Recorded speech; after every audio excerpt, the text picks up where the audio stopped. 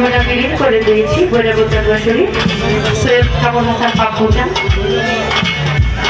ওনার প্রতি লাখো কোটি বক্তব্য সালাম রেখে এবং গণ্যমান্য ব্যক্তিবর্গ নেতৃবৃন্দ যারা রয়েছেন সকলের প্রতি সালাম রাখছি আসছে এবং ছাত্র যুবক ভাইয়েরা তাদের প্রতি সালাম এবং ভালোবাসা রাখছি। পর্দার আলে মা বোনেরা সকলের প্রতি সালাম রাখছি।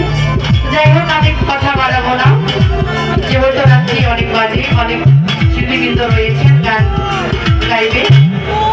তো আমার গানের ভাষায় ছন্দে অনেকভাবে সবাই নিজে করে